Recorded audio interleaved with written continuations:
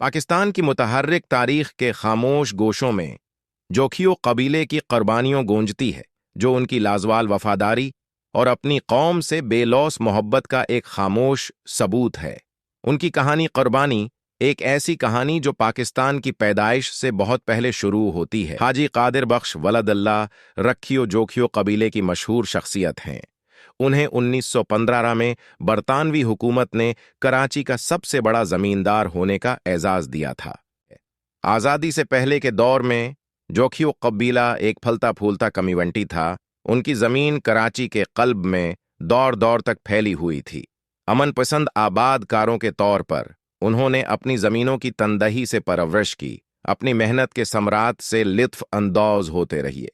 ताहिम जैसे जैसे आज़ादी की सरगोशियां बुलंद हुईं, जोखियो कबीले ने खुद को एक दोराहे पर पाया।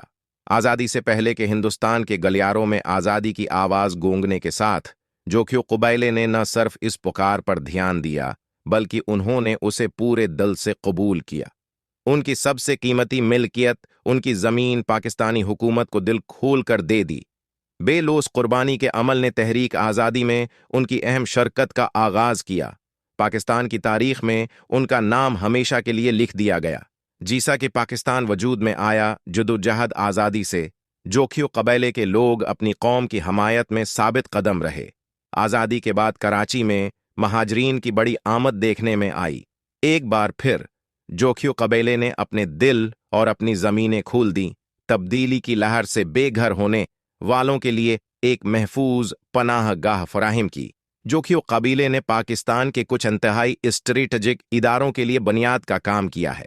पाकिस्तान के सबसे बड़े हवाई अड्डे का संग बुनियाद रखने से लेकर मुल्क की फौज, पाकिस्तान सिक्योरिटी प्रिंटिंग प्रेस और पाकिस्तान स्टील मिल्स तक जोखियो कबीले की जमीनों पर बनी है। मलक की तकदीर संवारने में अहम किरदार किया। आज जोखियो कबीला अपनी कौम के लिए उठल लगन की अलामत के तौर पर खड़ा है।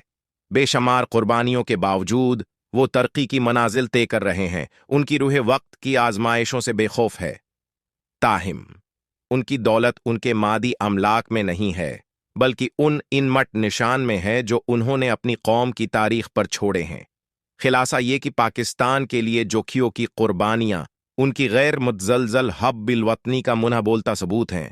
आज़ादी से पहले के ज़माने में पाकिस्तानी हुकूमत को अपनी ज़मीनें देने से लेकर आज़ादी के बाद पनाह गज़ीनों को पनाह देने तक उनकी शरकत एक बुनियाद के तौर पर खड़ी हैं। पाकिस्तान की तारीख में वो ज़मीनें जो कभी उनकी मुल्कियत में थीं, अब मुल्क के सबसे ज़्यादा स्ट्रेटजिक इदारे हैं। उनकी बेलौस कुर्बानी की एक लाजवाल याद दहानी। जोखियो कबीला अपने पुरस्कून अंदाज में अपनी प्यारी कौम की तकदीर संवारता रहता है।